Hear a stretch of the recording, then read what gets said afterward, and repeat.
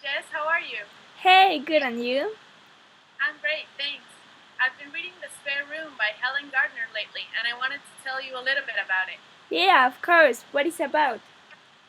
It was written in 2008, and it's a novel on friendship, illness, empathy, and hope. Oh, sounds interesting. Tell me about the author. 73-year-old Helen Garner was born in Geelong, Victoria. She's one of Australia's most respected non-fiction writers and has been recognized with various awards, including the Melbourne Prize for Literature in 2006. The author is known for integrating her personal experiences into her writing and was driven to write the novel, her first one in 16 years, after personally having cared for a friend battling cancer. Okay, now tell me about the book. The Spare Room narrates the story of Nicola and Helen. Nicola, a woman in her 60s diagnosed with stage 4 bowel cancer and having used all her resources to treat the disease in Sydney, comes to Melbourne looking for her last hope, an alternative approach offered by the Theatre Institute. Helen, on her part, is a mature writer from Melbourne who offers Nicola a place to stay in her home while she endures treatment. Their friendship dates back to their college years, and although close, it is put to the test throughout the story. With a promise to exterminate cancer from her body, Nicola starts to receive alternative treatments that include high doses of vitamin C, coffee enemas, and ozone saunas at the Theatre Institute, a questionable clinic in Collins Street. Although evident to Helen, Nicola fails to see that the treatment she's receiving is far from scientifically proven and that her body reacts badly towards it.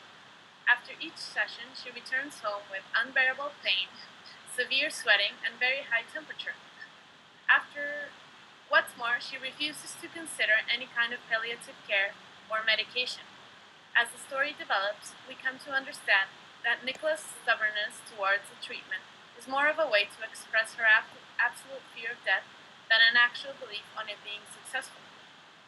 Helen's role becomes more and more complicated as Nicola undergoes treatment. She's faced with the challenges of taking care of her night and day, driving and accompanying her to the therapies, changing her wet sheets at night, staying up, waiting for her temperature to go down, and performing other nursing tasks in which she has not been trained in.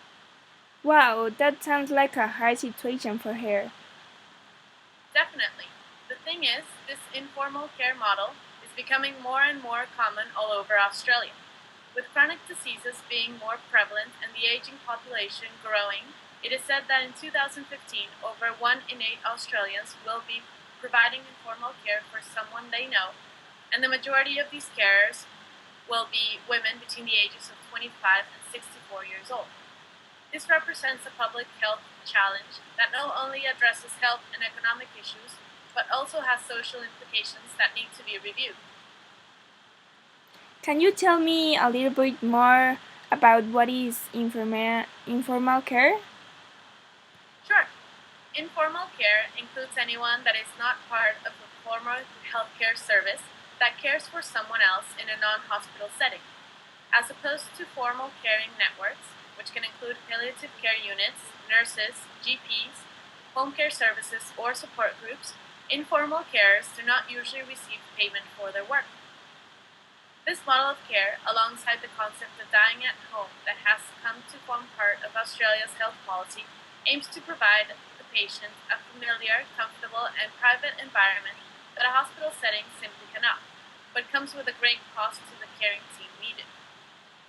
Informal caregiving is a very physical and emotional task. There are two important factors to consider. One, a person close to the patient assumes the role of the primary care. This is a demanding task that consume the carer's full time and energy. And second, adequate and multidisciplinary support for both the patient and the carer need to be available and easy to access. So, Helen becomes an informal carer for Nicola without realizing it. Exactly. In the book, Helen suddenly finds herself assuming the role of the carer. She is not asked or is given a heads up on what the implication of having a terminal patient staying at her home convey. She devotes herself into trying to accommodate Nicola's needs and is even forced to stop working altogether. a situation that most primary carers face, but not many are able to accommodate. The emotional strain Helen is put through is also a very important aspect that affects informal carers. She is constantly finding herself in an internal battle, trying to do what is asked of her, even though she is certain that the treatment Nicola is receiving is not effective, but cannot express her concerns about the Institute's legitimacy, as this would destroy Nicola's last hope of survival. Moreover, she is forced to witness the suffering and pain that Nicola goes through without being able to do really anything about it. The psychological distress Helen faces is even more overwhelming than the physical one. But couldn't she ask for help? The thing is, although there are resources available to carers to access to facilitate their roles, Helen, like most of them, is never approached with the option of reaching out for help. For example, the Australian government offers a financial support program launched by the Department of Human Services through which they aim to encourage informal care in the community. This program beneficiates carers that are unable to work because they provide daily care to someone with severe disability or medical condition. There are other non-for-profit organizations such as Carers Australia that offer information and support for carers. They provide support in the patient's community by connecting with other people with disabilities, offer information on the services available, and even help in getting them a job. But in spite of these services being available, recent qualitative studies show that carers are not able to access them or don't even know about them. This is an area of opportunity that could take us to address this new public health issue. Like Helen in the book, most carers find themselves assuming the role without even realizing they have. If we could increase awareness on the importance on recognizing carers, the work they do, and reach out to them to let them know about the available services, everyone in the community could benefit.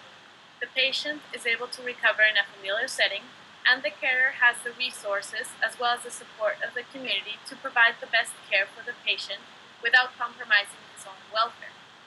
So, informal carers have to work alone always?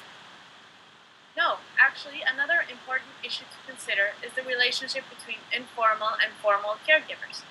With more treatment options available and higher survival rates, chronic diseases offer a challenging scenario in which people are living longer but are facing potential lifestyles with disabilities or needing 24-hour care. Informal care could present as an ally of formal care by keeping patients out of the healthcare system but cannot work alone. Efficient ways of combining formal and informal care need to be implemented, and carers need to be able to access support systems that work. 3 factors are needed in order for informal and formal care to work together. First, both systems need to recognize and appreciate the work each one of them does in order to build trust and establish a strong relationship. Second, the quality of this relationship is very important and should include constant feedback from both parts, and they have to agree on what the best care for the patient is. Third, the relationship is sometimes affected by the arguments that may arise between the parts.